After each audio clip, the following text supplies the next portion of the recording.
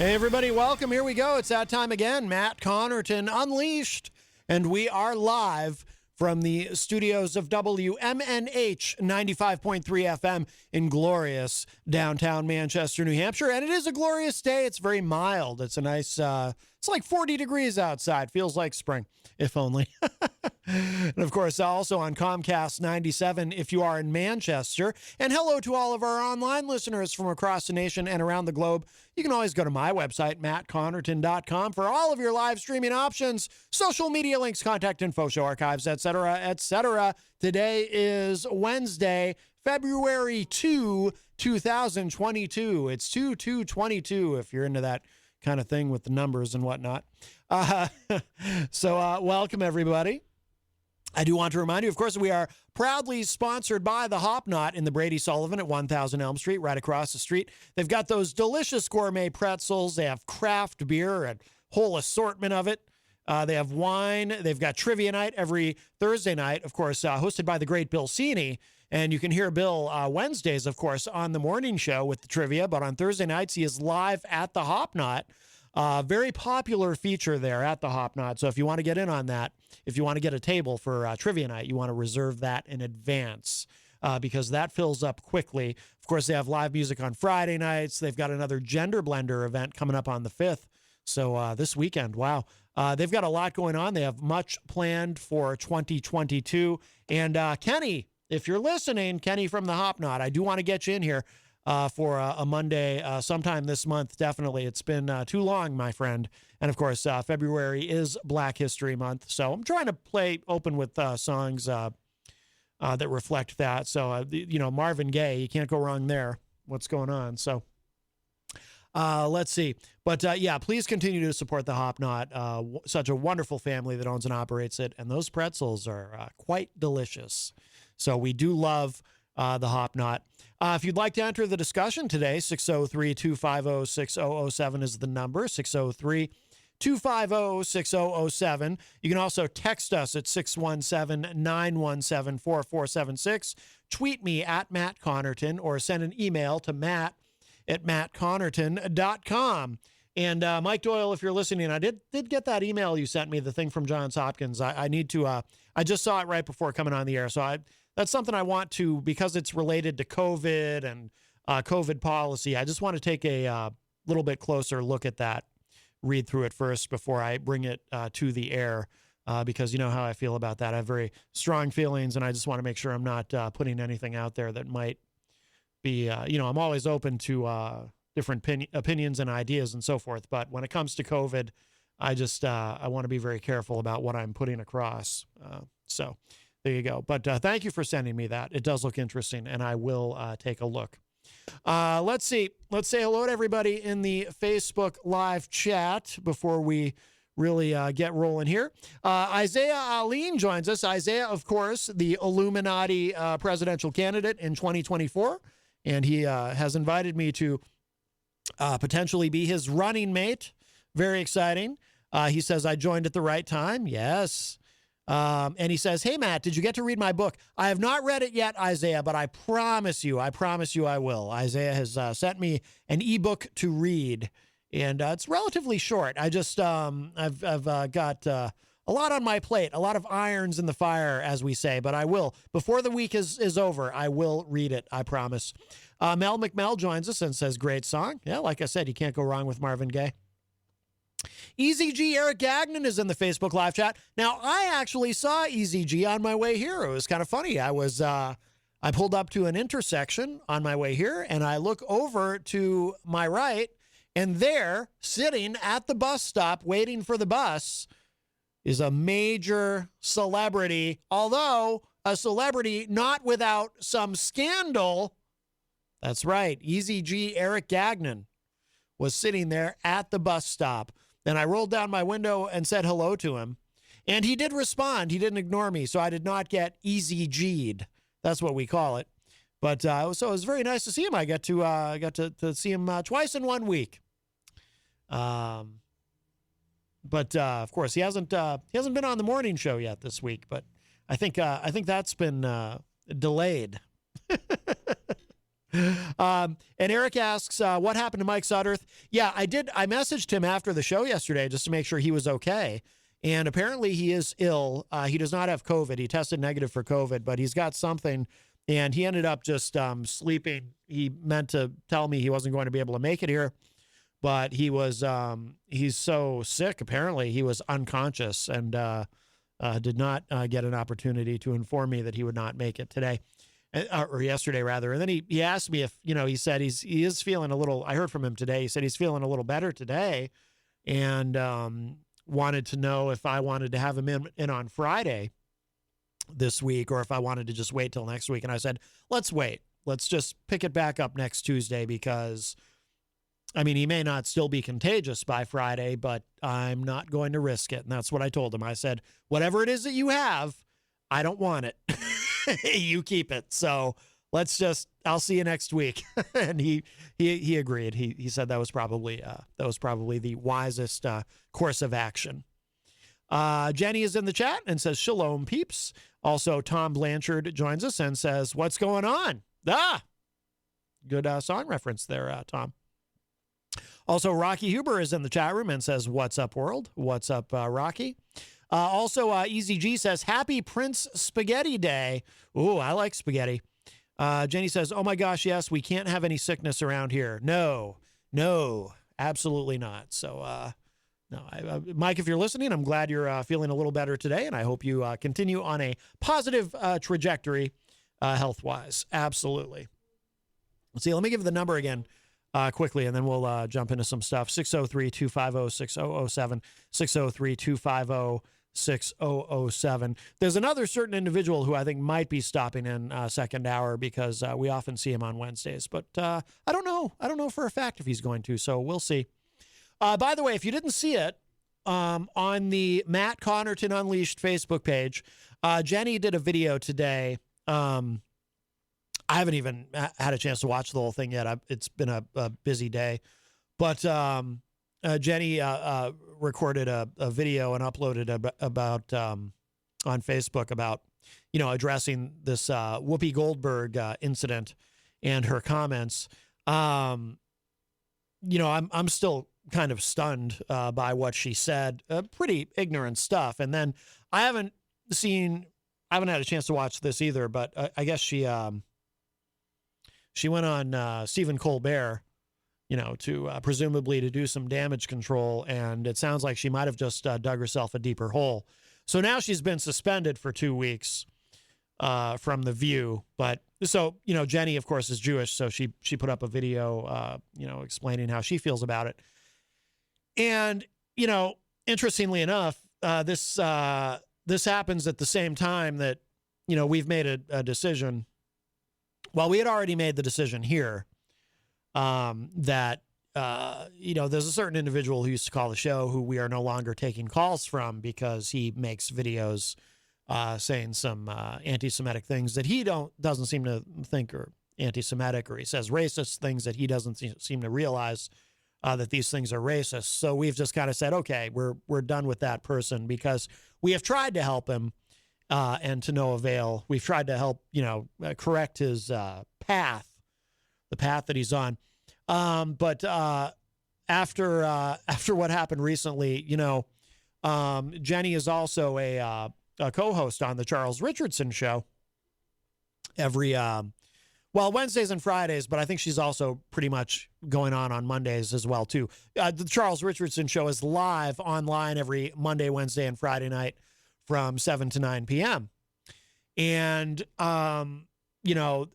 so the other night, so she'll be on tonight, of course, but the other night, that individual I was speaking of called into the Charles Richardson Show. And I'll tell you, it's every time we think there's some progress where he seems like he's coming around and maybe he's going to get away from all the racism and the anti-Semitism and all of that. And again, I think I don't know if he just doesn't get it or what the issue is, but every time we think we've successfully kind of recalibrated what he's doing, trying to help him with that, to the point where he kind of, because when he's not doing all of that, he can be, I don't want to say charming, but he can be an interesting person to talk to just because of his personality, you know, when he doesn't bring all of that other garbage into it, right? So, you know, he kind of seemed almost, you know, people were sort of rooting for him the other night a little bit, like, wow, you know, okay, maybe we've corrected, maybe we've been able to course correct him. And then, of course, he blows it. You know, he starts attacking Jenny, and he starts, you know, doing this anti-Semitic stuff. And it's like, okay, there's just no saving this guy. There's no saving him. So from what I understand, the Charles Richardson show also going forward will not be taking his calls and will not have any communication with him. But, you know, but that happens at the same time that, you know, this incident with Whoopi Goldberg occurs, you know, so Jenny felt compelled to make that video. And if you get a chance, I hope you'll watch it. I haven't even seen the whole thing yet. I'm going to check the rest of it out later today. And Jenny points out in the chat room, meanwhile, in Florida, the KKK gathering, it's just too much. Well, that's the thing. We've seen such a rise in anti-Semitism in this country over the past several years. And not everyone understands. You know, I had a conversation with a friend of mine who's a you know, conservative Republican who, it was an off-air conversation, so I'm not going to say who it was. It's someone some of you might be familiar with. He has been on the show, although not for a very long time. But I remember when Charlottesville happened, and, you know, this person who I don't believe is anti-Semitic or racist or anything like that, but we were having something to eat, and this person said to me, you know, just ignore these people. Just ignore the KKK and these other, you know, these people. Just ignore them. They're idiots. They'll go away. You know, just ignore them. Don't give them any oxygen. And I explained to him, I said, I understand that position, and I believe that you're sincere in saying that.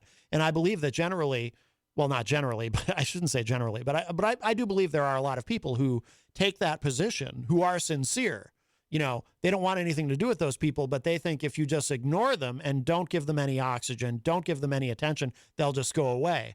The problem is, in the age of social media is a fantastic recruiting tool for anything, including, well, you know, if you want to get a bunch of, you know, racists together to, you know, carry torches and recite anti-Semitic slogans at a march in Charlottesville, you know, social media is a pretty good tool for making that happen. So you can't just ignore this stuff. You have to confront it. I firmly believe that. Hate is something you have to confront. Hi, welcome to Matt Connarton Unleashed. Who's this? Hey, it's Eazy-G. Yeah, I wasn't planning on calling in, but that story about racism, I know you're not a big sports fan, but the last couple of days, Brian Flores, who used to help out the Patriots, he got fired at for the Miami Dolphins now, and he's filed a lawsuit against the couple of the teams. And now it's coming out that the owner was thinking it was a good idea to throw games, and he was going to give him $100,000 per game to throw games. He's a black fella, and there's not many black coaches in the NFL. And there's this rule. It's been around for a while. It's called the Rudy Rule, where you're supposed to open up the head coaching to men or women. They're the woman coach in NFL. But you're supposed to interview people of color, but it's not a rule that doesn't seem to be enforced. I've heard like a joke rule, you know. I've heard about that. I mean, you're right. I'm not a sports guy, but I have heard about that. Yeah, I haven't been a fan of that Whoopi Goldberg in a long time. I mean, that show should be off the air. Oh, The View? Yeah, it's been on too long. Well, who knows? Maybe it was a halfway decent show when Barbara Walters was on, but she's been gone for that show a long time. Yes. Well, yeah. I mean, I've never really watched it. It's on at a time when I don't watch much television. Unfortunately, with Crazy Joe, he just sees to burn his bridges wherever he goes. It kind of breaks my heart a little bit, to be honest with you, because I think if he, the guy doesn't get it. You can't be saying that stuff. You take all of that. People don't want to hear that anymore. You take all of that garbage that comes out of his mouth. You take all of that away from him, and he actually could be somewhat successful as a podcaster. But people this day and age now, they don't want to hear about all that stuff. But he doesn't get it. He just doesn't get it. No, he doesn't. But on a more happy note, I did send out that message for Katie Dobbins. She just hasn't got back to me yet. But it's only been a day, so give her a couple of days to see what's going on. I know she's a busy gal. Doesn't she? On a funny note, I know I sent you that message earlier. It looks like Shane McMahon got fired. What? Say that again? Vince fired his son. He's all done in WWE again. What, for real? Or is this a story? Yeah, for real, yeah. But hey, he'll be back again someday. I mean, how many times has he told Shane to hit the road? What? It's Vince McMahon, This isn't a storyline? Vince actually fired him? Who knows, but apparently he's fired, yeah, because there was a lot of heat over the Royal Rumble that people didn't like it, and they weren't fans of the men's Royal Rumble. He was in charge of that, I guess, and he was supposed to do all kind of different things with the WrestleMania coming up, and you're right, Elimination Chamber, but I guess there was a lot of heat back there, so Vince says, hey, you're fired. His son, though, he'll be back someday. BleacherReport.com. BleacherReport.com is reporting that. While they're calling it a rumor, Shane McMahon out of company after Royal Rumble appearance. What? Yeah, he'll be back again. So he hasn't really done a lot. He hasn't really done a lot in the wrestling lately. And when he came back, I guess he gave him a lot of heat. And it's funny too. Well, not really funny, but with Triple H, his health not the best these days with a heart problem. It's just ironic that his best friend Shawn Michaels is now in charge of NXT. Yeah, that's true. And apparently they're quite happy with him there. Yeah, it's just weird. But I wonder if he obviously have his number, that he must call him up once in a while and say, hey, so and so, it's just weird, But I guess his health is not the best. According to the article I read the other day, that his career in the ring is definitely over. Yeah, Triple H, of course, he did not. Heart issues, he can't wrestle no more. He did not. Allegedly, he did not have an actual heart attack, but he had some sort of a cardiac issue. Makes me wonder. Heart issues, yes. Makes me wonder. Anabolic steroids will do that to you. Oh, Jenny shared the article in the Facebook live chat from. But he always said that he didn't take that stuff. Who knows? Of course he did. Now, you look at a lot of his matches, he put his body on the line for many years. I don't want to speak to, as Scott Robinson says, New Hampshire's own Triple H, Easy. I'm not sure if you know that. Yeah, right, Nashua, New Hampshire, yeah. He's from Nashua, New Hampshire. A lot of his matches, What? He put his body on the line for many years. So I don't think that helps anybody. Yeah, it's just like... I was very surprised to leave with this thought. I was watching the highlights of the Royal Rumble, and... can't remember the lady's name now. The Ric Flair was on the Royal Rumble. I thought that guy was all done with WWE. I thought so too. Ric Flair was there? I didn't realize that. Maybe they wanted him to come back one day for a payday. Because they tried to bring back other wrestlers to the Royal Rumble because they fired so many guys and gals and they didn't have enough. Well, especially with the ladies, they didn't have enough ladies. But the couple of people, one I can think of right now, Nia Jackson said, blank to you, I'm not coming back. Nia Jax refuses to get vaccinated, and that's the rumor that's why they had to get rid of her. Right, but they asked other people too. They said, "If I get it, we're not coming back." They had some people that he more or less said hit the road. Well, I mean, they did bring back the lady there from Impact there, Mickey James.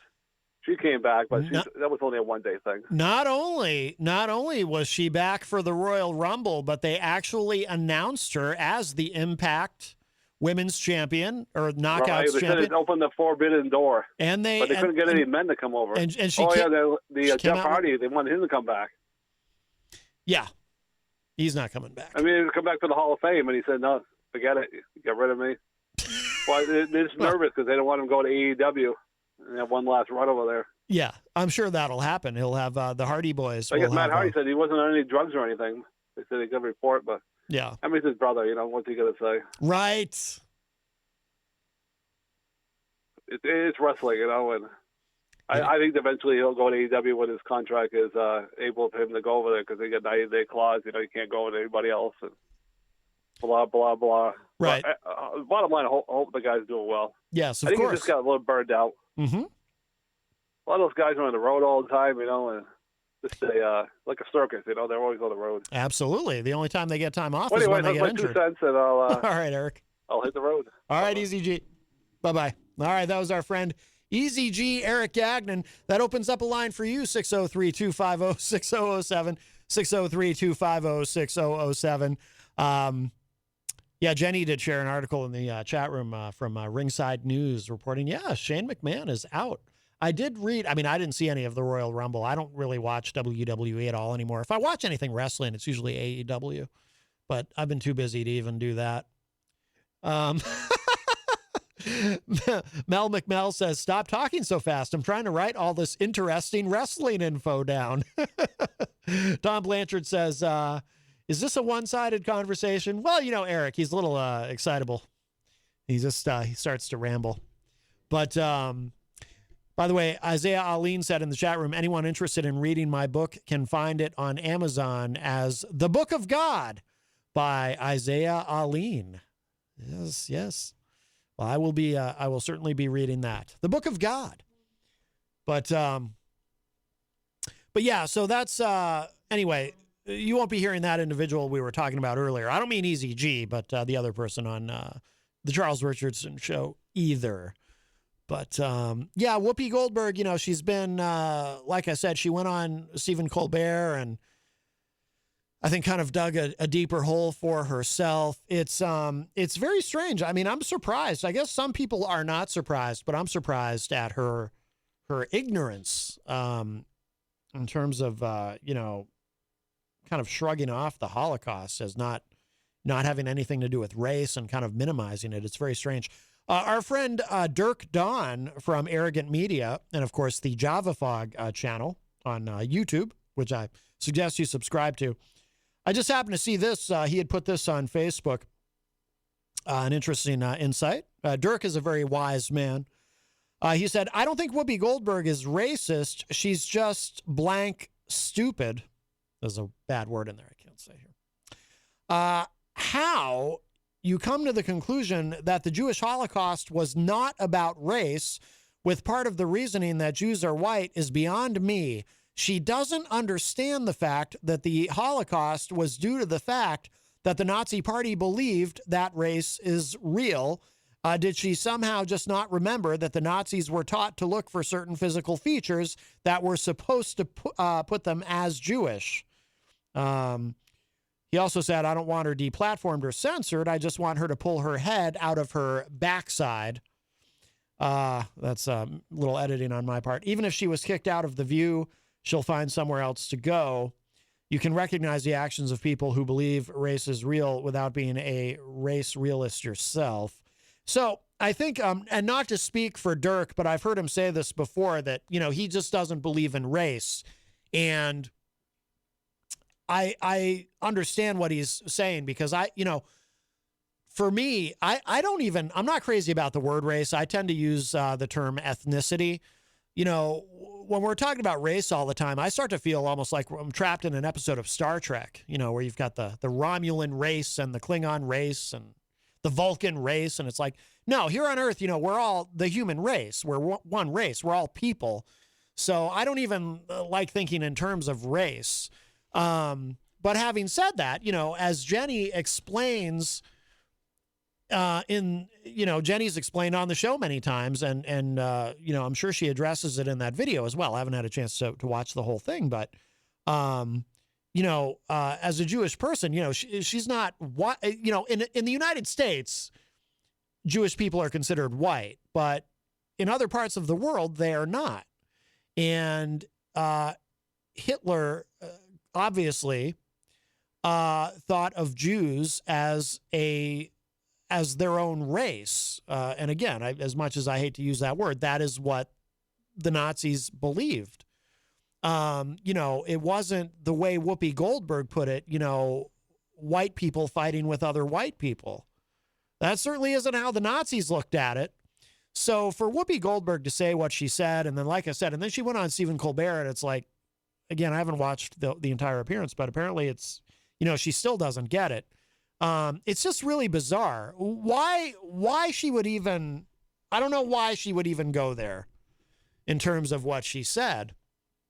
So now she's been suspended from The View for a couple of weeks, and that'll give her time to contemplate her mistakes. But she said something about, I think on Colbert, I did see a clip of it. She said something about, as a black person, I just see Jews as white or something. It was something strange like that. It's like, well, just because, so what, as a black person, you see everyone who's not black as white? Is that what you're saying, Whoopi? Like, what are you saying? It's just bizarre stuff. So, Jenny says, I have my great-grandmother's passport from Russia. It says Jewish woman. Jewish is a race, a tick box in the world. I don't understand that part. The U.S. is the only place it seems to be considered only an organized religion. I think by tick box, you mean if you're like, when you're filling out, where it says race on, are you Caucasian? Are you black? Are you Hispanic? Are you Jewish? Yeah. Yeah, it's just remarkable. It just shows such an incredible ignorance on Whoopi Goldberg's part to make those comments. So she's, like I said, she hasn't been fired from The View, but she has been suspended. The Daily Beast reports The View co-hosts are furious at ABC for suspending Whoopi. The famed co-host is going off air for 2 weeks to reflect on her comments, and sources said her on-air colleagues are not pleased with ABC's decision. This surprises me. Actually, to be honest, I'm surprised that her colleagues are upset. Really, you can't do without her for a couple of weeks. It says here, Whoopi Goldberg has been suspended from The View for 2 weeks over her Monday remarks about the Holocaust, and most of her co-hosts are furious with the network, sources told the Daily Beast. ABC News President Kimberly Godwin said in a note to staff on Tuesday evening, so this was just last night, quote, effective immediately, I'm suspending Whoopi Goldberg for 2 weeks for her wrong and hurtful comments. While Whoopi has apologized, I've asked her to take time to reflect and learn about the impact of her comments. The entire ABC News organization stands in solidarity with our Jewish colleagues, friends, family, and communities, unquote. Godwin further said that, quote, these decisions are never easy but necessary, unquote. While Goldberg's comments do not align with the values of culture of ABC News, she added it was important that The View host had a chance to address her remarks on Tuesday's broadcast, quote, and have an educational conversation, unquote, with Anti-Defamation League CEO Jonathan Greenblatt. Godwin concluded, quote, I appreciate their conversation and his acknowledgement of Whoopi's efforts, unquote.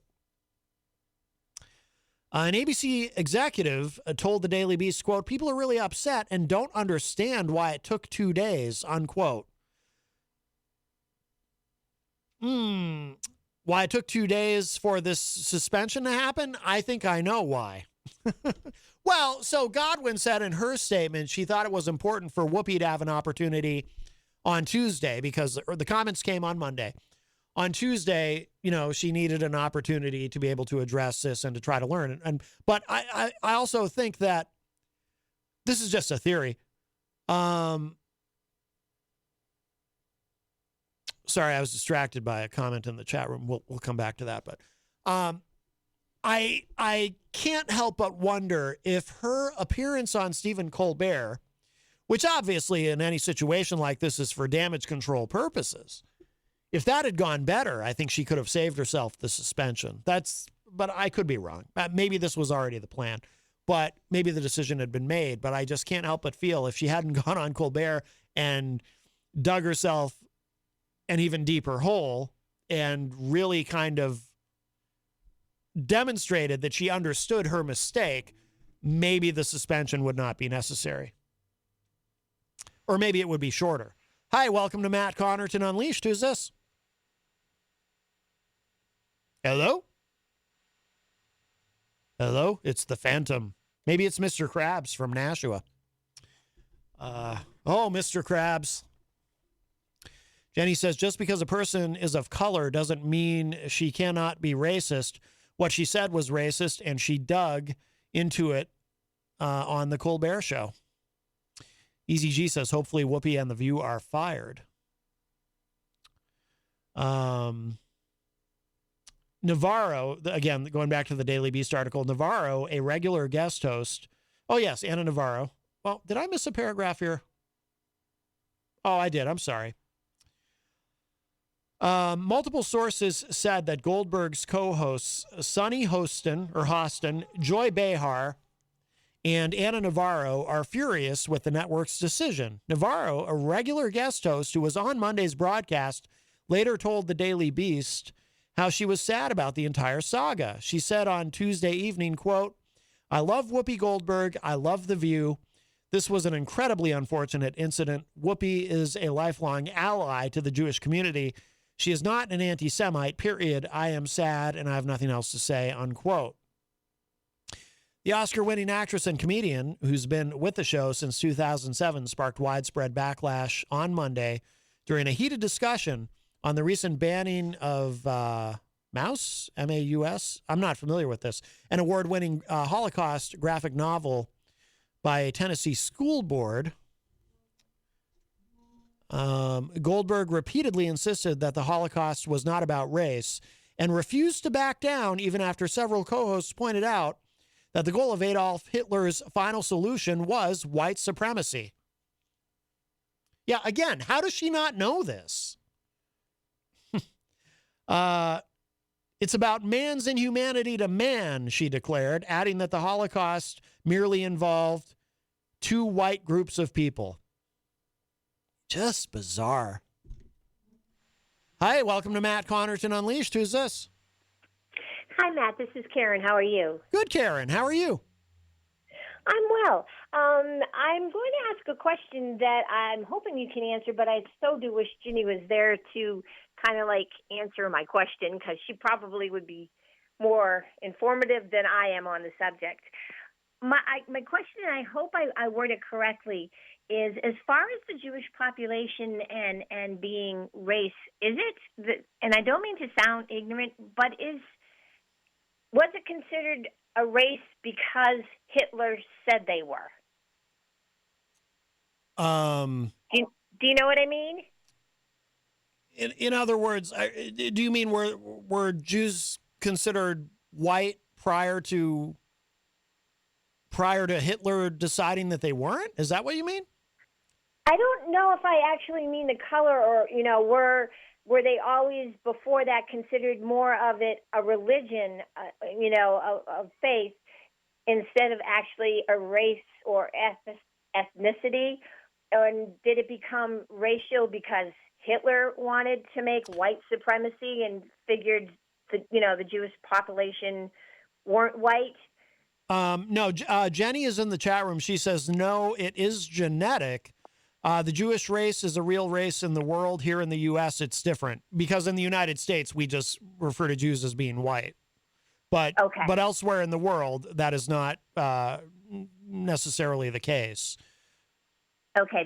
The reason I ask, because I have been reading things, and that's what I've been reading of people that, and they're probably the Holocaust deniers or people going, it wasn't, any big deal. Yeah. They're all saying it was only a race because Hitler made it a race. And I was just wondering, was that true? Because, it didn't make sense to me, but it also, I didn't know if it was true that it was religious and then he made it racial. I see what you're saying. But no, I don't. Jenny wants to Skype in. Yeah, go ahead, Jenny. Okay. But she might be able to, if you want to hang out for a second, Karen, if she can Skype in, she can Sure. she can better answer your question. That would be great. But I'm just I'm surprised. By the way, while we wait for her to, oh, here we go.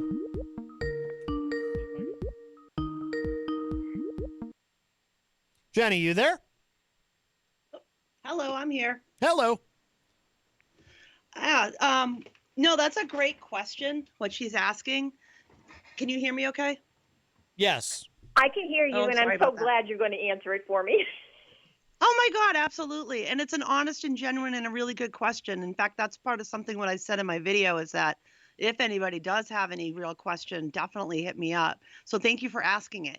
No, it's actually a race. Ashkenazi Jews are a race of people, just like, so when you do like an ancestry test, it'll come up on your ancestry test as a race. So like Catholic doesn't come up as that, but if you're Italian, that's going to show up. If you're German, that's going to show up. If you're, so if you're Ashkenazi, that's going to show up. And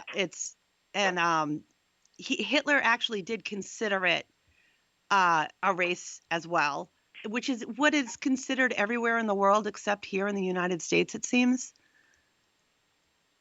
Okay. And I have one other question for you, Jenny, because then how do you separate it from the faith of being Jewish, or is it Judaism? Is that the faith part of being Jewish? Judaism is a faith, yes. Being a Jew or a Jewish person is a race, and has its own culture and traditions, just as any other culture does. Okay, because the reason why I asked that is because, I have a friend that, in her words, she became a Jew, and I'm like, okay, that's the faith part of it. So that's why I was questioning the racial part in the faith part, the separate portions of it. It's absolutely separate. It's absolutely separate. Okay. And somebody can convert to becoming a Jew. You can convert and become a Jew, and that's religion. And then you continue and you practice such as it is. Genetically, race-wise, it's passed down just like anything else. And if you go, I don't know have you ever done your ancestry or your genetics? No, I haven't. If you do it, what happens is you'll get a result that'll tell you the genetic breakdown, the races that you are made up of. And it will give you a pie chart, and it'll show you what you are. So most people find out that they're mutts, and they're maybe part Scottish, and maybe they're part German, and that. So they get to see their pie chart that way. Ashkenazi is on the pie chart. It is a separate race in and of itself. People who are 100% Ashkenazi literally have one color on their pie chart. So it's kind of interesting when you consider that, because that's about as pure blood as I can think you can get in anything. But most of us are just mutts. We're a mixture of generation after generation traveling behind us, and an intermarriage that occurred just naturally in the world. Okay. I'm so glad, and I thank you so much for Skyping in, because, I didn't want to offend anybody about it, but I really didn't understand the difference, and that it didn't just come in because somebody gave a title out there, and so I appreciate it so much. Absolutely. So like when you go overseas and you're having to fill out a form, and it'll say, are you Hispanic? It says, are you Jewish? It's a box that you check on your form, just like we do here, where people say that they're of color, or they might say they're of Spanish descent, or they'll call themselves Caucasian. That little checkbox that we're used to has the word Jewish everywhere else in the world except here. By the way, and that shouldn't surprise us, should it? Well, it's long overdue that the United States kind of understood that there are traditions, and there are a race of people, and we matter, and my culture and my race matter. And it has nothing to do with my belief system, and everything to do with what is genetic to me in the core that makes up the person I am today. By the way, Crystal in the chat room has a really good insight. She says, what Whoopi is failing to understand is, had Hitler gone unchecked, we would not exist. Hitler believed only the Aryan race was superior, white, blonde, and blue-eyed. Everyone else would have been exterminated. Hitler started with the Jewish people and would have kept going with others if he had succeeded in exterminating the Jewish population. Absolutely. And I want to share something with you. When I was doing some research, I was trying to see if I could trace some of my father's family. I found some names that I thought I had traced it to family, and I thought I had found a similar name. So I started looking for these names, and I found them. And I found them in what's called Yad Vashem, which is like a hall of honors. It's a place where every person who was murdered in the Holocaust, their name is remembered. And people who were pivotal roles of saving countless lives, like Oskar Schindler, is also honored and in that hall. And we believe that a cultural belief is that, someone's memory, their name should be for a blessing. It should be for a good thing, that it gets invoked and remembered in the future. And what better than to never forget what happened? But I looked to see them, and I found them, and then I realized it was the whole family. It was literally the whole. It was her name and his name. They were husband and wife. There was their daughters. There was their sons. There was their mom. There was their dad. There was their aunt. There was their uncle. Just all of them. And then I looked at the towns in Poland, and one of them, there were 800 people in this town. There was one survivor. Another one, there were 600 people in the town. There were no survivors. They went there, gathered up all of the Jews, marched them into the woods, shot and buried them there, and that was it. That is racial genocide. That's what the Holocaust was. Yeah. It wasn't white on white crime that she so disgustingly tried to turn it into. Yeah. Now, the book that's being banned that started her ridiculous comment, I don't know how to pronounce it. Is it Maus? M-A-U-S? Yes. Okay. Is just for something to inform myself on, the Holocaust more. Is that something that is worthwhile reading? I have never read it, so I can't give you an honest opinion on that. But if you've never read The Diary of Anne Frank, obviously that's a good one to read.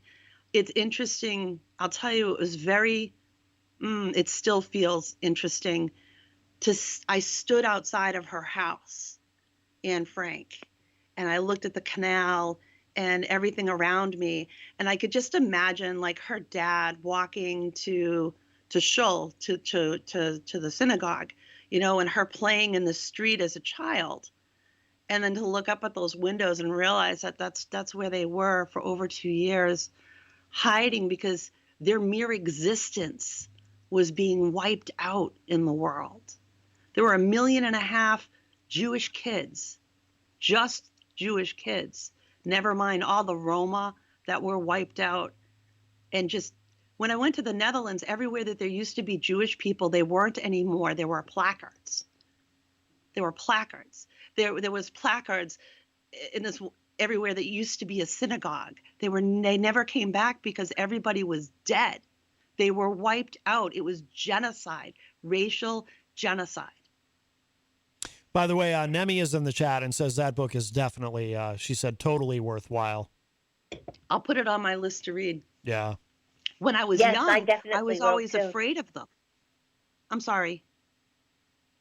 I just have one final question. Like when you said you were in the Netherlands and there was placards, and do you think that's why people in the United States really don't understand it, because it's something that they've never seen or experienced or felt by going somewhere that was and is no longer? It is. It was so different to being driven down the Oosterdijk between Friesland and Holland and seeing all of these like bunkers and you see decrepit things that have been left in place to remember, to never forget. There are sites that are now historical markers of where Germans soldiers were, because the Germans came into the Netherlands. I think it was like 1943, but I might be wrong on the year. But they had a strong hold of the Netherlands. They wiped out the Jews in the Netherlands for the most part. I mean, I went in 2019, and I didn't see any real Jewish people or Jewish things or a synagogue except for in Amsterdam. Everywhere I went in the villages, there were just plaques of what used to be, but there was never a rebuild. The people never came back. There was nobody to come back. They were all dead. Mm-hmm. Wow. Well, Jenny, thank you so much, and I am going to hang up. And thank you for everything again for Skyping in and answering my question. And you guys have a great evening and a great show, Matt. I'll talk to you again some other time. All right, Karen. Thank you so much for the call. I appreciate it. Okay. Bye-bye. All right. Bye-bye. Tom Blanchard in the chat says, when I was 9 years old, my parents took a trip to Europe and we went to a concentration camp, Auschwitz. I'll never forget it. Wow. Yeah. When I was in 8th grade and they started doing the Holocaust studies, and listeners should understand, I'm older. When I was in school then, we had a TV antenna on our house. We had a handful of stations we watched on TV. Everything I learned was either there in a book, because I spent a lot of time in the library, or my imagination, or maybe I got taken to a movie theater. We didn't have access to information generally. So in 8th grade, the first time I was shown images of the Holocaust, and there was this film, and I'll never forget it, and there were bodies piled up. I now know that I totally went into a panic attack, but I didn't know what it was then. I was terrified in that moment. I thought, oh my God, I could be staring at my family and I wouldn't even know it. That could be my auntie. That could be, and I got so upset. I ended up asking for an alternative project, and I was sent to the library to do a book report on something else. I certainly didn't need to the education as much. Of course, I learned things about World War II, but I was allowed to not have to view the images and the videos. But it was a visceral reaction. No doubt. Crystal in the chat says, here in Illinois, the KKK randomly mailed flyers to random neighborhoods about 2 or 3 years ago, gaslighting people just to gaslight them. They suck. Yeah. Yeah. So last weekend they were in Florida. And it wasn't just the KKK. It was actually whole groups of white supremacists. You can see the videos on YouTube. Feel free to look them up. And they're out there in the broad daylight, plain as can be, with their flags and everything else, and they're screaming about killing Jews. That was Florida last weekend. We have a call in Orlando. Hi, welcome to Matt Connarton Unleashed. Who's this? Hi, Maddie. It's Gary. Hey, Gary. How are you? Yeah, this just shakes me up. Yeah. I had seen 2 movies. One was The Reader, and the young boy, he went into Auschwitz and he looked and he saw the shoes dangling and he saw all the buildings. And then I saw a band of brothers and where they liberated one of the camps. It wasn't Auschwitz. It was one of the other camps. And I just sat there and cried because they opened up the train things and bodies fell out. And I just sat there and I cried. I couldn't watch it anymore. Yeah. And I'm like, how could anybody do that? And they want to rule the world. And it's true. What's her name? Crystal said that he wanted a white race, blue-eyed, blonde-haired, and just listening to him. Aryan, yeah, exactly. And I just, and my heart, I'm watching this, and then they opened up the doors, and guys were coming out. They were holding bodies in their hands, and I can't watch this anymore. I can't watch, and I had to shove it off. Yeah. And I got so sick, and I sat there and I prayed, and I said, oh my God, how could anybody be so evil? Yeah. And it just scared me. And, I just said, we can't have that in this country. My dad, like I said, God rest his soul, he was a redneck, and he was down in Mississippi during the Klan idiots with their nice pressed sheets and their little pointy hats, And he used to tell me stop, and I said, Dad, I don't want to hear it. I don't want to hear it. Yeah. And then because my mom would come. I checked my heritage. My dad's people came from Wales to come down to be just farmers, and I found that I was Scottish and Welsh and Irish, just a mongrel from there. And then my mom was from Canada. Oh, my great grandmother, my great grandfather, and all of them, they were all from Quebec. They were all from Canada. And I found out that they were better people in Canada. Not to say that that Southern people aren't good people, but I just know how my mom and dad got together with stuff like that. Yeah. To hear about my dad, my dad was like that. But it scares me. And as far as that mouse book, there's like 3 of them, and it got banned in school because allegedly the writer has the Jewish people as mice, and that the rats are the Nazis, the SS. Okay. And they come through and that's what they do, but they don't want to teach you the Holocaust. And I learned that in school too, Jenny. Yeah. See, it sounds to me like this. Yeah, I mean, if it's putting things into a different perspective that's easier for kids to understand, I don't see that would be a problem. But I would want to read it. I would want to read it myself to really get an opinion.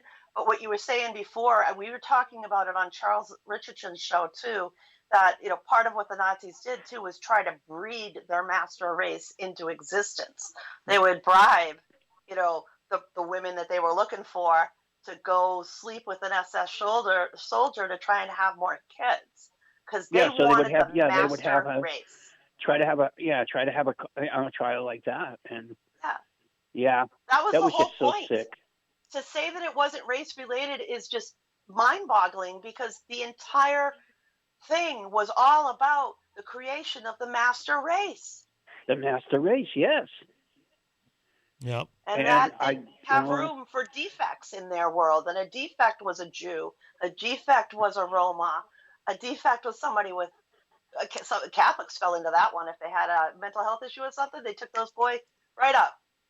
There's stories about I read a biography. It was an unauthorized about Hitler, and supposedly in his gene pool there was a Jewish person. I don't know if it was his dad or something like that, of his dad, that got his mom pregnant and then he ran away or something like that. It was in one of these stupid unauthorized things. I didn't know how true it was.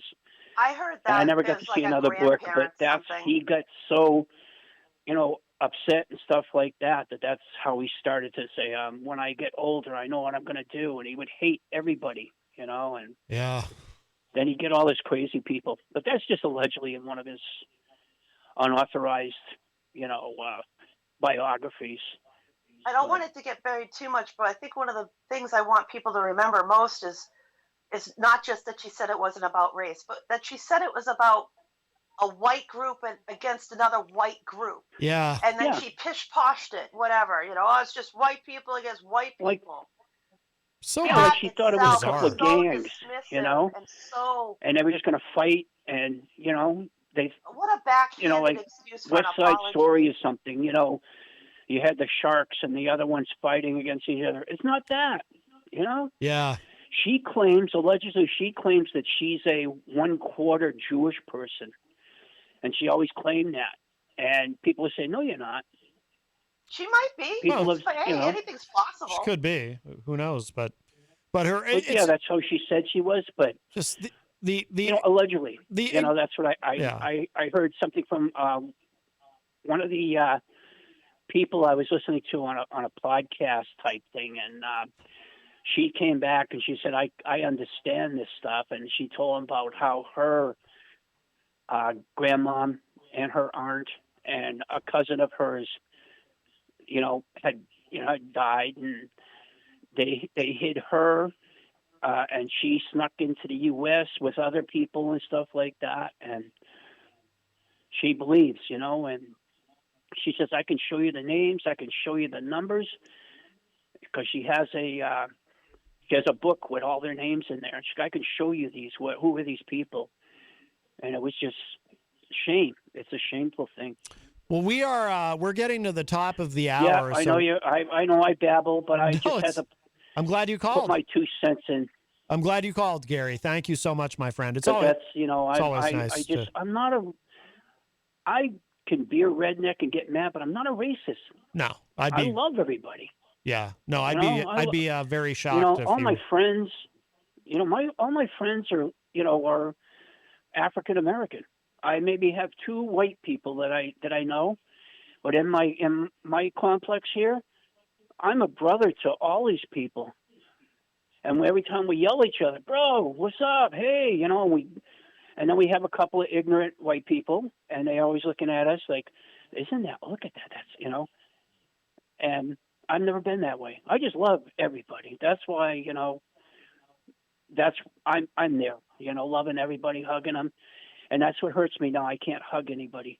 Yep. Because of the pandemic and stuff like that. Well, that'll pass. But all right, Gary. All right. Well, wonderful. I'll let you go, both of you. All right.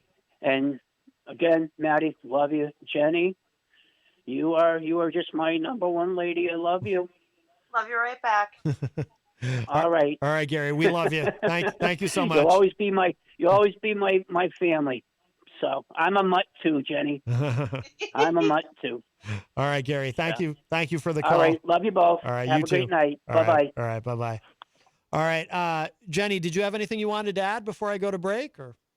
No, I think that about covered it. If anybody has any other questions, feel free to contact me.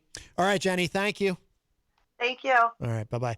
And I say, Billy Painter, I see you in the chat room. I know you said you wanted to call in. If you want to just hold off for just a few minutes, we're going to take a break, but I would love to hear from you on the subject. We can continue this discussion in the second hour, and then at least for a little bit. And then I do want to get a few other things in. Plus, we have someone else joining us in the studio. He came in and he put his things on the news desk, and then he left again, but I know he'll be back. He's probably got to go feed the meter.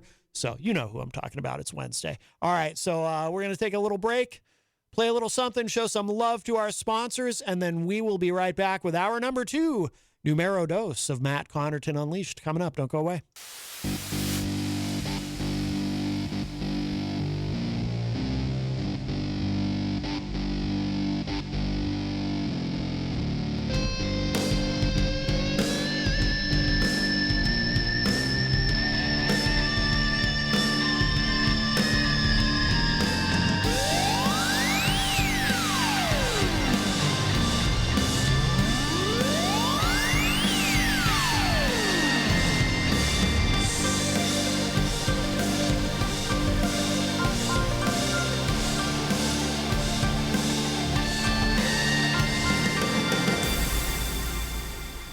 Welcome back, everybody. We are well in hour number 2, Numero Dos of Matt Connarton Unleashed, and we are live from the studios of WMNH 95.3 FM in glorious downtown Manchester, New Hampshire. Also on Comcast 97 if you're in Manchester.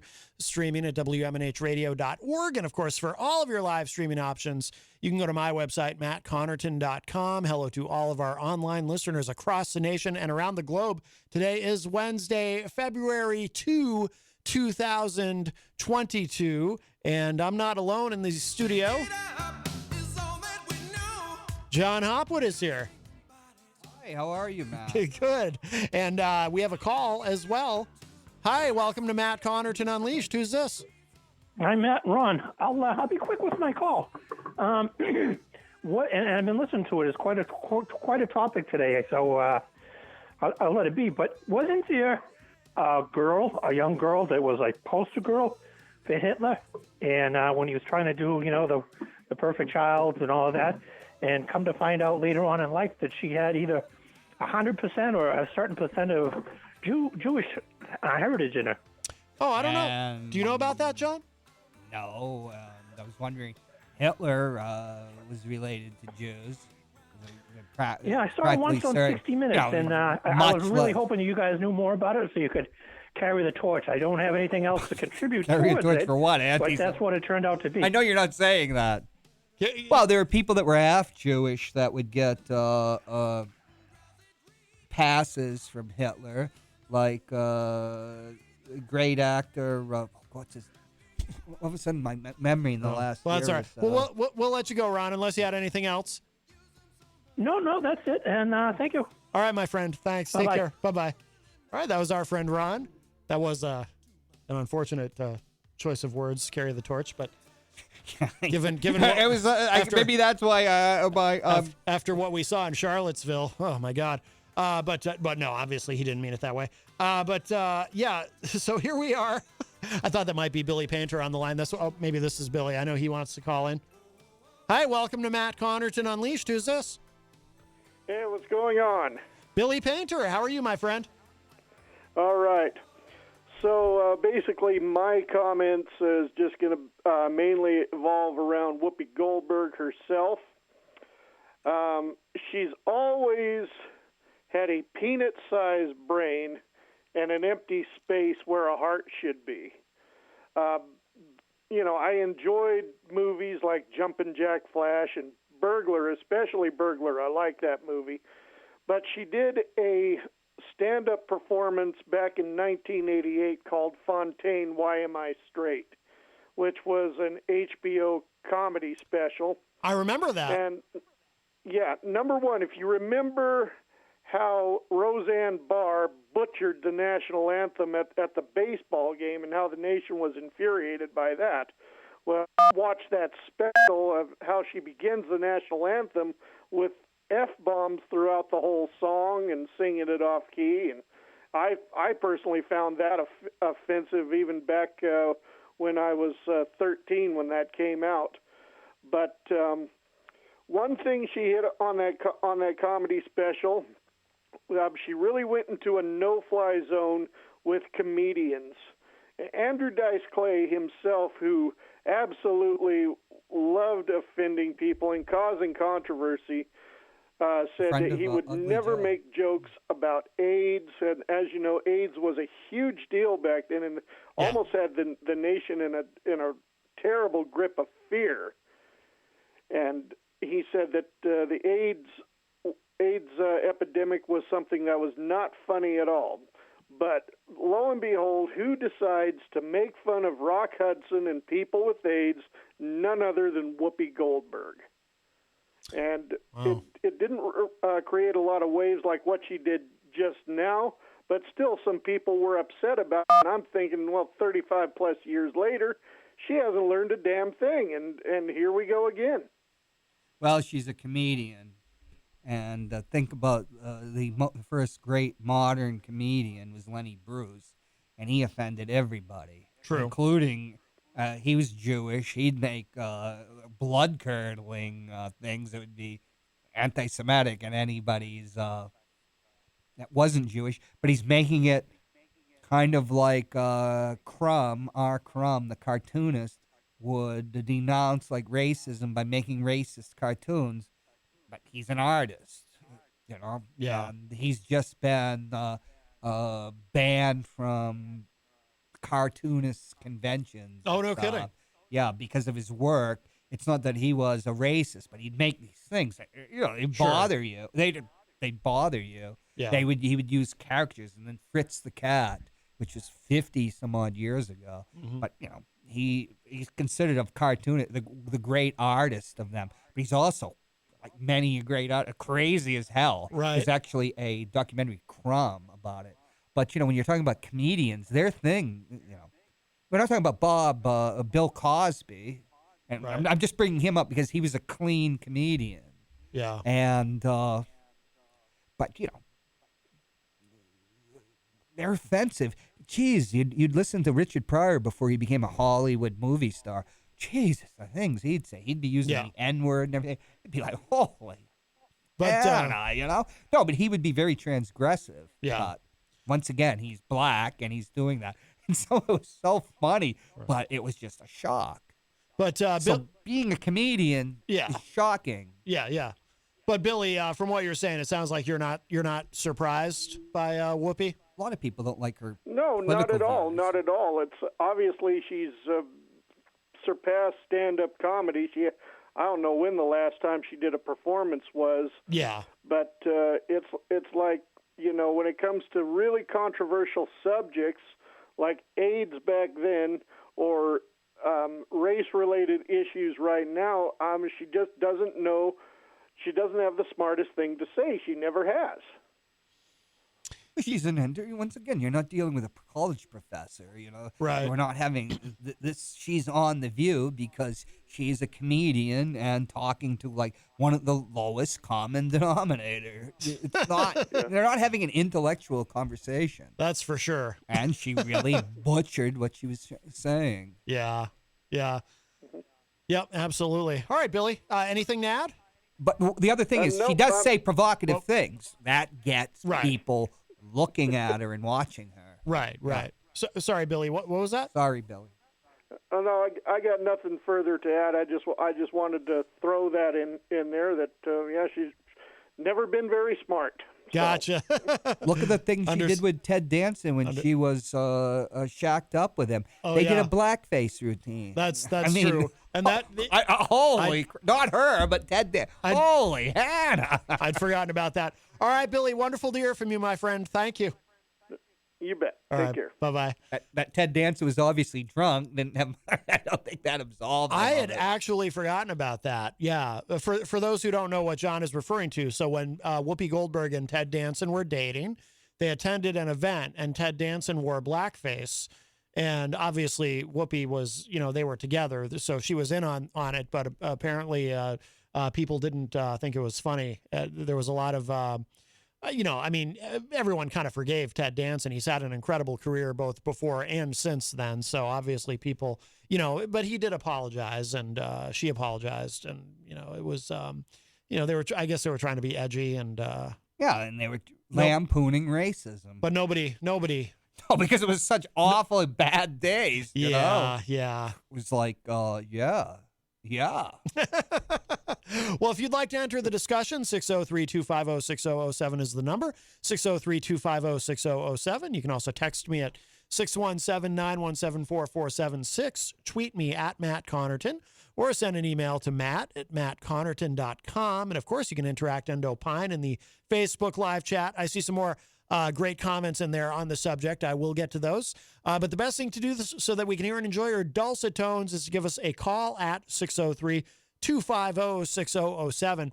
I do want to remind you, of course, that we are proudly sponsored by the Hop Knot on Elm right across the street. They've got those delicious gourmet pretzels. They have craft beer. Tomorrow night, they have trivia night. Of course, Bill Cini, who does trivia on the morning show every Wednesday, and then Thursday nights, he's at the Hop Knot. It's a very popular feature there. So I do suggest you reserve a table, though, if you'd like to participate, because it is such a popular thing. Those tables fill up quick, but we do love the Hop Knot. Scott Robinson in the chat room, by the way, said, if some Fox News host would have made the same comments, that would have made the View cast, the cast of The View would have been up in arms and would be acting crazy. Don't be hypocrites. That is true. I mean, Scott's right about that. If that had been a Fox News host who had said that, yes, the cast of The View would be angry. I do agree there. Well, I'm reading this. This is in the New York Times because I can't find a transcript. Oh, right. They want to force it down your throat, the way they put it. Yeah. In the episode, Ms. Goldberg said the Holocaust was about, quote, man's inhumanity to man, unquote, and quote, unquote, not about race. Now, she's wrong in that. It is about man's inhumanity to man and about race. Right. You think maybe the idea of race at this point, because she's on there and she's got to go 5 days a week or everything, escaped her at a point, not thinking that Jews are both a race and a religion. Yeah. And then, but the thing is Hitler just didn't want to exterminate the Jews. He murdered Russians by the millions. He thought Slavs were subhuman. Well, that's what every group of people were categorized, and some were inferior to. Most of them were inferior to his idea of the Nordic German race. Right. He wanted an Aryan race. So he wanted to, somebody in the chat room pointed that out earlier. He would have, if he had been allowed to keep going, I mean, he would have wiped out everyone who wasn't Aryan. Well, the Aryans are from what's called Iran. So, Iran comes from Aryan. And I have a friend who was an Armenian Christian that went to the Aryan school in Tehran. So they're the original Aryans. It's just a bunch of crap, like the word Caucasian, which comes from allegedly white people or something, Caucasus. This is all Madame Blavatsky and all that school of theosophy, which is kind of like thing of spiritualism, come black magic, come being with in Latin. Yeah. We shouldn't be using that on that content Unleashed. But it is Latin I was using. But, it was all this, a lot of pseudo black magic, religious bull. Hey, But part of Whoopi's... They had death camps for this. Soviet soldiers were just let to die. It was equivalent of like Auschwitz and stuff. And he made an order to destroy Leningrad. You know how many people died in the almost 900 days of Leningrad? Millions. Yeah. It was. Yeah. I mean, they were the people that the German leaders that were executed. That was one of the war crimes. But part of Whoopi's misunderstanding, though, but it's misunderstanding, I think. Well, she went on. She went on after what she said on The View. Oh, there's more. Then she. Oh, went, geez. Then she went on Stephen Colbert, presumably to do damage control, and really just dug herself a deeper hole. She said that as a black person, she had always viewed the Holocaust as being like white on white crime. What the hell does that mean? Yeah, she just doesn't seem to something. Well, she's not a bright person. That's why I think Billy Payne was going. Right. You don't go to an actor. It's like Truman Capote, the writer, said, and he was a damn good writer. You can still read in Cold Blood. It's a masterpiece. The smarter the actor, the worse the actor would be. I mean, they're dumb. They're dumb. Yeah. They take direction. They read somebody else's. What fascinates me, people think that people on the movie, they actually are making up the words as they're going along. Yeah, sure they are, And, you have to be dumb to be an actor. I mean, intelligent people don't do that. What Brando yeah. Oh, you've never been around many actors. Well, I guess not. Remember the line in the original movie, The Producers, where he's giving the Nazi who shot his way in after the premiere of Springtime for Hitler. He's hit money for bullets, kill actors, and that's the great Sarah Mostel. Gene Wilder's character. You can't kill actors; they're human beings. And Sarah Mostel, have you ever had lunch with one? I've never seen the musical version, but oh no, I'm sure it has to be in there. Have you ever had lunch with one? I'm sure. I haven't seen it in a long time, but.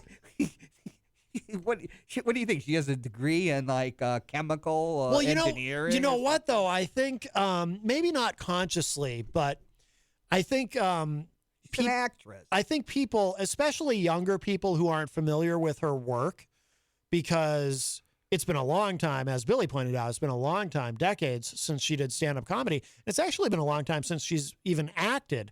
She's just been on The View for a big mouth for so long. But I think because of that, young people, that's their only frame of reference with Whoopi Goldberg. So they assume, I think, that, she's some sort of journalist or something.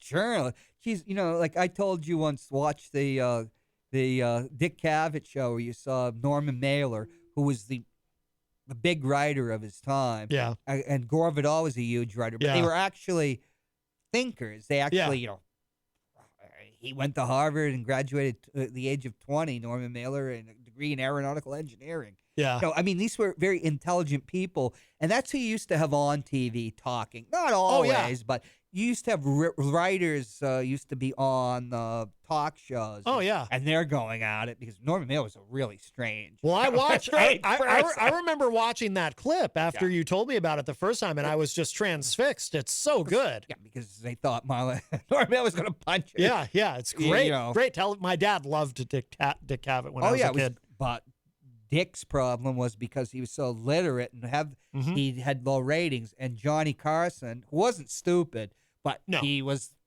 the biggest thing of his time. He made more money than anybody because he says he would have people on, and he kept it light and entertaining. And he'd say, if you want to, on Merv Griffin, who was a competitor, they're talking about the gross national product of Zaire, and everybody laughs because he would have people like that on, going into issues, and then just the regular crap with celebrities. Yeah, but this is just celebrity. Who would listen to these people? It's atavistic, Women used to go down to the watering hole and chat and gossip and everything. That would be, you couldn't talk this way before, but that was the thing about where this type of programming comes out of, where, the guys are going to be in a cave scratching their testicles, farting, and drinking, whatever they've fermented, and watching some version of sports, like Boo attacking, a wildebeest and trying to best it or something. Yes, I mean, we all evolved out of this. I mean, these are ignorant people. None of those people that were ever on the show. But, everybody wants to think they're smart as anybody else. So Sure. you have ignoramuses on, if you have like Aldous Huxley, we once ran a clip on both our shows where he's talking about the future of politics on television. Yeah. Aldous Huxley makes you feel like a dumbbell. Graduate school and that. He's a lot smarter than me. That's not how you sell advertising. Right. You sell advertising with this stupid crap. Everything in consciousness now is driven by advertising and marketing. That's not a new idea, but there's nothing to counter it anymore. There is no adult culture. Adult culture disappeared before the 1990s. By the way, Nemi in the chat says, let's not forget Sister Act. I've never sat through that film. Maybe our friend Eric Pilcher will review that in the future. She's one actress I can't watch. I remember watching The Color Purple, and there's actually an actress that's playing That's a great film. the character at the beginning. I thought, oh, that's Scoopy Goby. She's great. But then all of a sudden it changes. She's a terrible actress. She can't act with her. She's terrible. She's just a I liked her. caricature. I did enjoy her. I forget if it was 2 or 3 episodes on. She had a guest appearance on the television program Moonlighting. Probably nobody even remembers that except me. I do. I would like Oh, to. do you? I always wanted to sleep with Sybil Shepherd. No, but I mean, probably would not. I mean, nobody probably Not that she'd remembers. have me. Nobody. That's Bruce Willis's. son. Nobody probably. What I meant is nobody probably remembers Whoopi Goldberg's appearance on Moonlighting. But, I but thought she you was, meant nobody remembers Moonlighting. No, everyone. No, Moonlighting. Not everyone. I was addicted to that show. Because of Sybil Shepherd? Oh, it's just because I just I've just very, Brando himself said he told her to shut up, but then told her she had a great, hiney. Yeah, he told Diane Keaton she had great. Yeah, Oh. I guess he was of his time, a sexist pig. Yes, it sounds it. Yes. By the way, Charles Richardson joins us in the Facebook live chat. He says, "Hey everybody, I'm late, but I'm here. Howdy." Charles, of course, host of the Charles Richardson Show, which is online every Monday, Wednesday, and Friday night from 7 to 9 p.m. And Jenny is one of the co-hosts on the Charles Richardson Show. So make sure you tune in for that. By the way, that reminds me, too, a quick programming note. Tomorrow night, I will be on the Dr. Kevin Show, as I am the first Thursday of every month from 6 to 7 p.m. online. So for those of you, if you get to the end of this program tomorrow and you say, oh, my God, I need another hour of Matt Connarton, I'll be on the Dr. Kevin Show. You know Dr. Kevin. You went to school with him. Yes, and he hosted my show, and it's Queen City Chronicles. Oh, that's right. I was looking for that. Hey, I just want to say something. It took Jane Fonda over 15 years to finally admit she had slept with Brando. Really? Oh, she had all this thing going that she's a great feminist, So, but who knows? She's 84 years old now. Her mind might be slipping. Uh-huh. Yeah. Okay. Well, that's what celebrities are. They are demigods that we project ourselves onto, Maybe that's what's happened to Whoopi. Her mind is slipping. Yeah. Hi, welcome to Matt Connarton Unleashed. Who's this? Hi, Matt. This is Karen, and I'm sorry to bother you again, but I just have to say something. I'm not standing up for Whoopi Goldberg or what she said because it's wrong. It's horrific. That was ignorant. But the show is called The View because they're giving their views. right or wrong, it's their opinions. Yeah, they're based on writers too that have given them information. But to call them ignorant and say they're ignorant is offensive and wrong. Why? She is ignorant. She doesn't come across as somebody with any high degree of intelligence. I'm not going to pick a stock. You were or breaking up. I'm sorry. I don't. I'm not going to pick a stock. I'm not going to have my politics changed by somebody like that. It's an actor. It's an actor. She's playing a role. Yeah, I'm not saying you should base your politics or your point of view, but it's ignorant to call somebody ignorant. No, it's because not. You don't agree with their point of view. So what she said was ignorant, 100%, and wrong. But just because somebody has a different point of view on not that subject. So what are you talking about? Wrong. She's ignorant. She strikes me as an ignorant person. She's not an intellectual. She's never said anything of any value that will last. She's just an actor. She's a comic actor. Okay, again. Why pretend that there's something that they're not? I mean, it's like inflating these people. I mean, they're nothing. That's the thing. Have you ever had lunch with one? God, an actor? It's somebody, there was an actor in England, I can't remember his name, said, I wished we were still treated like crap because that's what we should be treated like. But you can't generalize Yes, you everybody can. who is an actor How many or on how a many TV show. And just Yes, because you can. think they're ignorant, they may think you're ignorant. I'm not saying that you are. That's because meaningless. You are intelligent on things that But you that's were talking meaningless. about. But you should not. It is offensive and wrong to assume somebody's ignorant because you don't agree with what they're saying or the professions that they are in. I'm sorry, that's just pap. It's meaningless because if they're actors. I mean, we're not talking about a friggin', somebody that's doing fluid dynamics. We're not talking about a professor, from Cambridge University, Eric Hobsbawm. Professors too.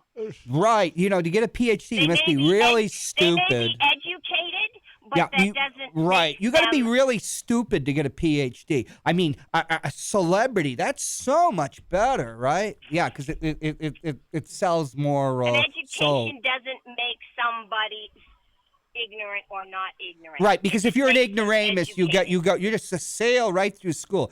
Master's degree, PhDs, they just hand them out like candy. Come on. Do you know how hard it is to get a PhD? Do you? Yeah, I do. Yeah, sure. So they're ignorant. I mean, they can say stupid things and ignorant things.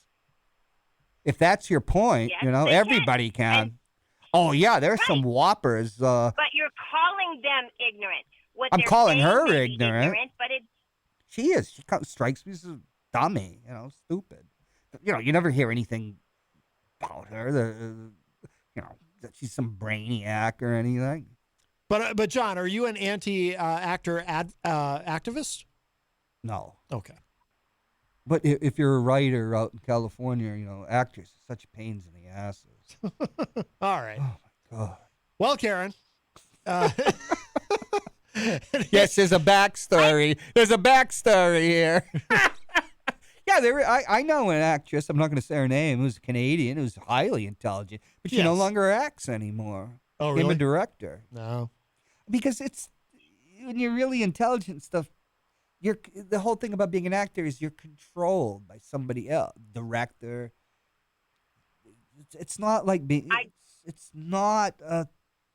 And it's not me. It's not like I've made this up. This is just what people know. I mean, if you met Jack Nicholson, you'd wonder, how he could even count to 11 without unzipping his fly. Wow. But that's probably from taking too much dope over so many years. But it's wrong to generalize everybody because they're an actor No, it's or not. they're this or they're that. You can't do that. Yeah, you can. It puts the ratings. It does. It puts the ratings through the roof. That's right. My ratings are through the roof right now. That's right. Yeah. Through the roof. I've said some really stupid things. Intelligence based on what they're doing. You can. Yeah, you generally can.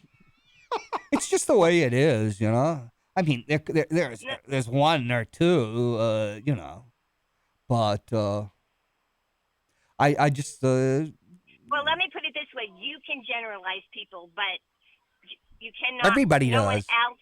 And yes, anybody. Everybody exactly. generalizes Their people.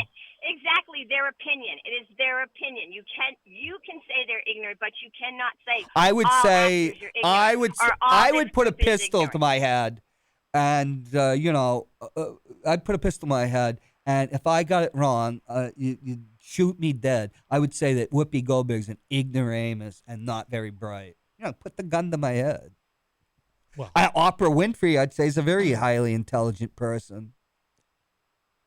So I'm contradicting myself, aren't I? Oh, yes. But she went She does beyond. that. She started She started as an actor, but she So, isn't an you know actor what? anymore. She I hasn't will acted in take your 30 years. I will take your contradicting yourself as, for me, in my opinion, you're wrong, and just say thank you very much for speaking with me, and have a great night. Well, that's why All right. people talk and do get into contradiction Yes.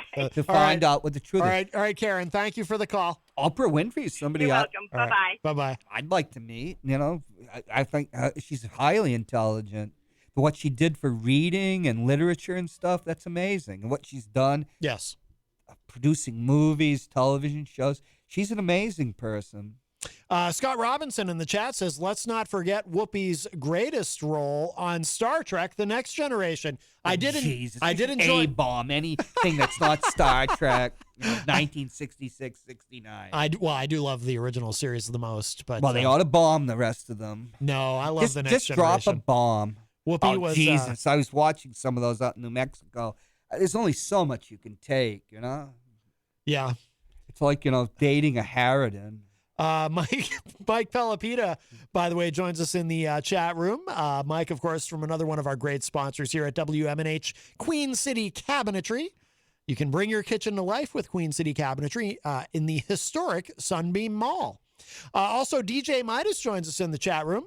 Midas, of course, part of the WMNH family, host of Late Night Delight every Saturday night from midnight to 4 a.m. with a replay on Sunday. Midas says, ignorant is not saying someone is dumb. It's just saying that they don't have the information or knowledge necessary to speak on a topic. I think we can safely apply that to Whoopi Goldberg. Well, I'll say she's dumb, too. Well, that's fine. Nobody from what you're telling me, the first thing you could try to explain it, but then you're telling me she's going on Stephen Colbert's show and showing she's a real dumbass, a real dumpkopf. Yes. Let's use the German dumpkopf, dumbhead. We Rocky, won't use the other cop. Rocky Huber says, let's not forget her role as Predator in the movie. I think she should have won an Emmy for that. She was a predator?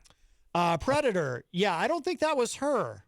Isn't that an Arnold Schwarzenegger movie? Yes, nor would she have won an Emmy because Predator was not, unless there was a television version of Predator that I'm not aware of. Arnold Schwarzenegger was an intelligent person, but he couldn't act worth it. S-H-M-A. Right.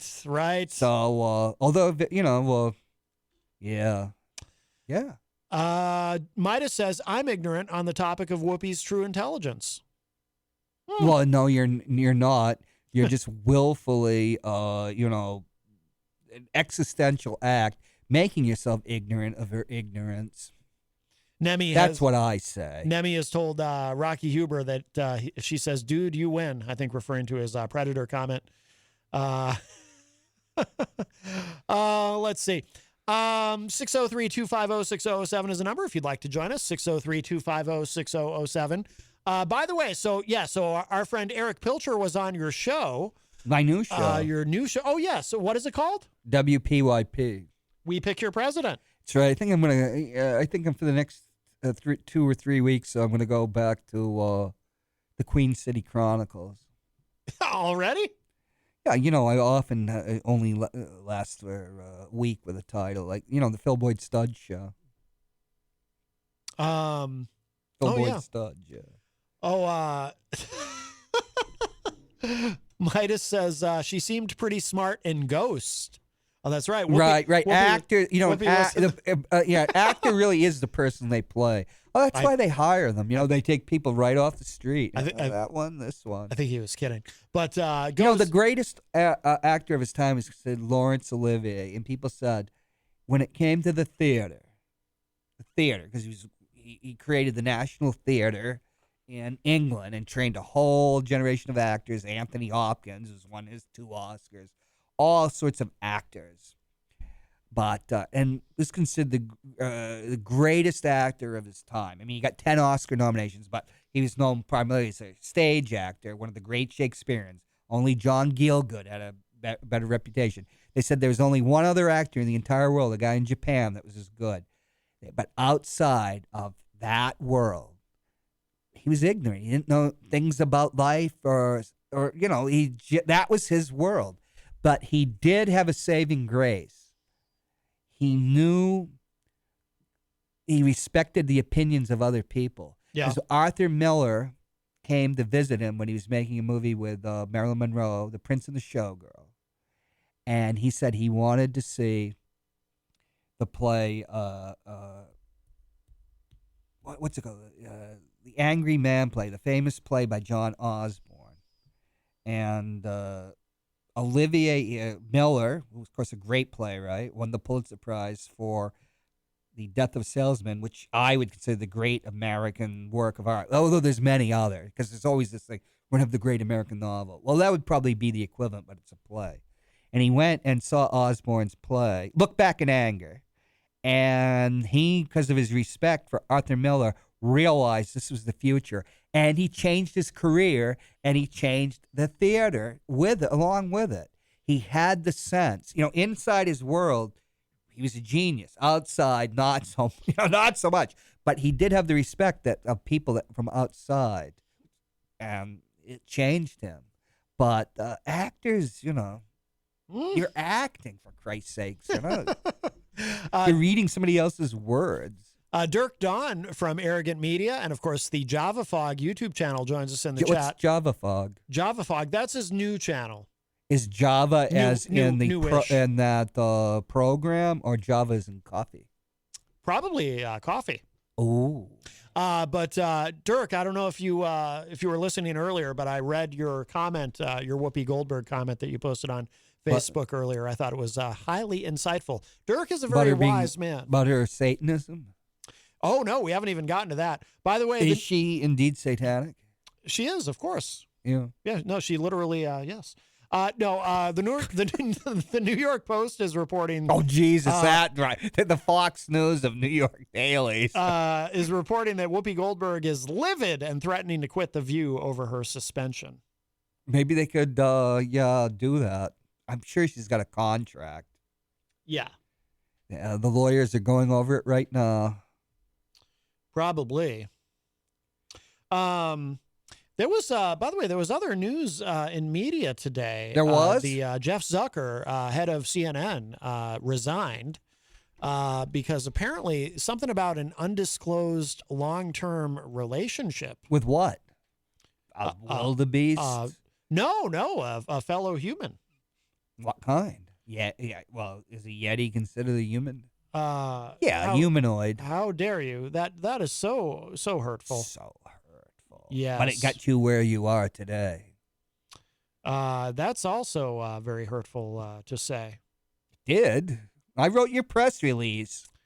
Yeah, it says here. I did. Jeff Zucker, right? Jeff Zucker. That's true. Jeff Zucker out at CNN after failing to disclose consensual relationship with colleague. Oh, that's sexual harassment. That gets close to sexual harassment, or opens a corporation up for lawsuit. He says, I was required to disclose when it began, but I did not. Who is he stooping? Well, let's see. It says here, maybe it tells us. Embattled CNN boss Jeff Zucker walked away from the network on Wednesday after failing to disclose a consensual relationship with a CNN staffer. Quote, as part of the investigation into Chris Cuomo's tenure at CNN, I was asked about a consensual relationship with my closest colleague, someone I have worked with for more than 20 years. I acknowledged the relationship evolved in recent years. I was required to disclose it when it began, but I did not. I was wrong. As a result, I'm resigning today, unquote. Zucker wrote in a memo to staffers shared by CNN's Brian Stelter. It does not specify. Okay, let's see. Oh, here we go. Zucker's relationship was with CNN marketing chief Allison Gollust, who the now former CNN boss has long been speculated to have a relationship with. Well, she got to resign too. Good question. Goalist will remain at CNN. No, Goalist will remain at CNN, according to Stelter. Goalist was appointed as former New York Governor Andrew Cuomo's communications director in 2012. Crap. Before joining Zucker at CNN 4 months later. Cuomo, that ass. She became close to Zucker during a 15-year tenure at NBC before joining Cuomo's administration. And was once floated as a candidate to eventually replace President of the United States? No, to eventually replace Zucker atop CNN. All right, we'll have a marketing person take over a news network. Isn't that 2022? So apparently people knew about it. It says here, Of course they did. industry insiders have long considered Zucker's relationship with Gollust to be an open secret, and they were spotted recently together attending a concert at Madison Square Garden. Ooh. So Gollust said in a statement, quote, Jeff and I have been close friends and professional partners for over 20 years. Recently, our relationship changed during COVID. I regret that we didn't disclose it at the right time. What does that mean, unquote. our relationship changed under COVID? Well, She got a new boyfriend? I think maybe they were quarantining together. Oh. No, it sounds like it evolved forward. What not- it sounds like is this guy, the corporate, wanted to give him the knife, so they dragged that out. Well, maybe. Because CNN is failing. It's failing. We're not talking about the failing New York Times. We're talking about failing CNN. Uh-huh. Oh, yeah. Wow. And failing MSNBC. Well, Failing. Well, MSNBC, of course. Failing. They had, they have Joe and Mika in the morning. Failing. And there were, for years, there was speculation about Joe and Mika. Well, they were stupid thing and they got married, didn't they? Yes. Now they're married. Oh, yeah. Jesus. Now everyone I'm knows. glad I didn't get an invitation to that one. Now it's, you would have loved to have been there. Come on. I like going to weddings because food is free, and the old days they had open bars and you could actually dance. Now, Charles Richardson. The woman would always wind up leading because I'm so short, though. Charles Richardson in the Facebook live chat says, Matt never acknowledged me in the chat room. I'm forgotten. That is a lie, Charles. That is a lie. That's a lie. That is a lie. You're putting out fake news. I acknowledged him and I promoted the Charles Richardson Jenny. show. And his, can we say, people know you have a significant other. Well, That's here on I did the not. program. Here's the thing about that. Are you gonna have to resign? I did not disclose my relationship with Jenny to management here at WMNH. So this will be my last day. I have to resign now, I think. Oh, who's gonna take over? Mike Martineau? No, it's going to be Eazy-G. Eazy-G Unleashed every Erica beginning tomorrow. Has he healed yet? That's his. Well, I don't even want to get into that. That gets us into. Boy, that's a third rail these days. So there you go. Yes. Everything's a third rail. Beginning tomorrow, Eazy-G Unleashed. Well, actually, Eazy-G gets the first hour, and then the second hour is bull riding with Texas Mike. Ooh. It's going to be the new afternoon lineup here at WMNH. I got in trouble. I like to watch bull riding. Do you? Yeah, it's exciting. I wouldn't. That bull is the star, and that bull will stomp the living crap out of the rider. And isn't that a good thing when that happens? Because I think bull riding, because the bull rider will get killed. But I think really screwed up. I think bull riding is cruel. And what would they do to the bull otherwise? It wouldn't exist. The bull is a stud. Remember Sunshine from about 20 years ago? His and that sold for like $10,000 Is Sunshine the name of a bull? Oh no, that Sunshine is the bull that Steve McQueen takes on and Junior Bonner. But it was something like that. Oh, he was one of the first genetically engineered bulls. Because in the old days... Yeah, I don't remember Sunshine. A bull could, buck its head, right? It'll just throw its head up as it bucks up. And so you go backwards. And then it comes down and it will buck its ass up. Shoot that up in the air, trying to get the rider off. Well, it has to do one or the other in the other days, and some were more, doing it front rather than the back. But then there was this new generation of bulls that could do it both at the same time.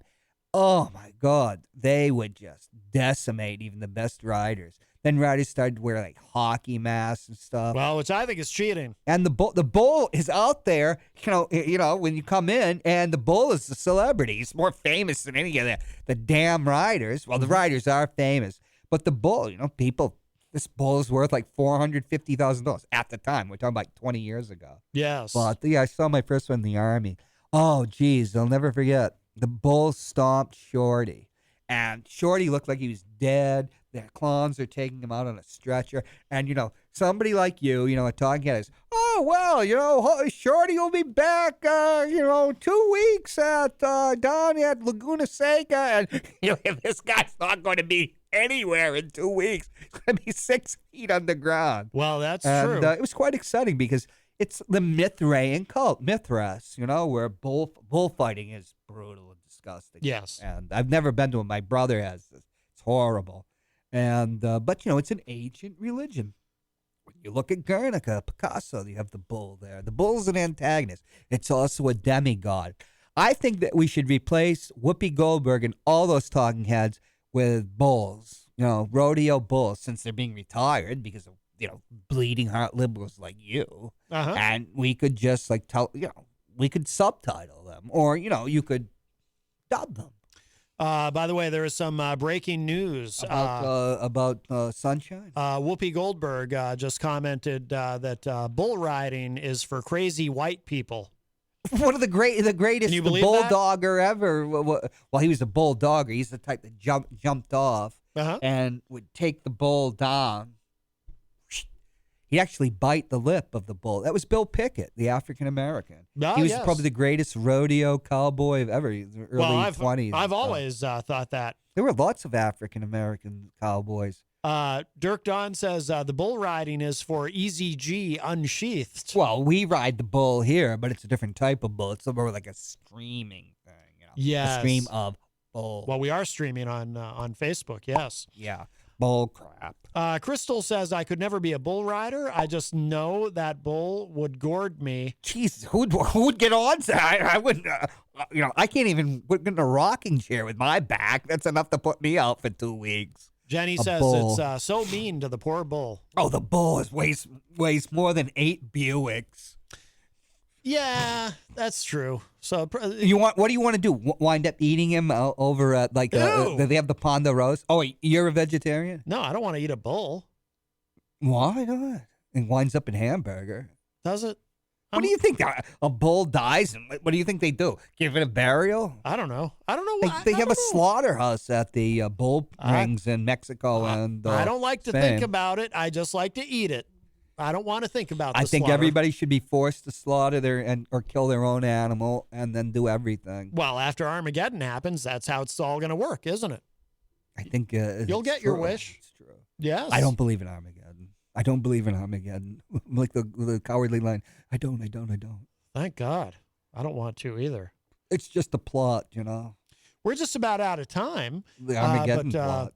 By the way, speaking of Eric Pilcher, so Friday's classic film review here on Matt Connarton Unleashed, Eric is reviewing. I just want to make sure I get the title right because sometimes I screw it up. Sweet Sweetback's badass song. Yes. Because there's a lot of S's there. A lot of sibilants. A lot of sibilants. Melvin Van Peebles. I think he was the first director African American ever to be in the Directors Guild of America. And they paid for curing his case of the clap, which he got while making the movie. By the way, Rocky Huber says, Hopwood, tell us about the time you tried milking a bull. Is that true? That was part of the Three Stooges recreation over at Victory Park, and Joel couldn't make it, so somebody had to. All right, the moose couldn't be there to milk the bull. He was having that strange period. Him and Peter. It was a confusing time. So they had it was me and Stumpy. Stumpy. Not Stumpy. Scumpy. Stumpy. Where is Scumpy? I bet Stumpy showed up, but It maybe was Stumpy, not Scumpy. But not Scumpy. All right, we do have to go. The bull. I won't tell you who played the bull. Right. Well, John, thank you so much for coming in today, and Thank you. thank you to Jenny for Skyping in and all of our callers. And if you missed any part of today's show, it will be up in just a little bit at WMNHradio.org and at my website, mattconnerton.com. And be sure to look for John's show, WPYP. which will be, of course, available on the YouTube. On IPMNation. Yes. .com. Absolutely. And then next week we'll go back to another name.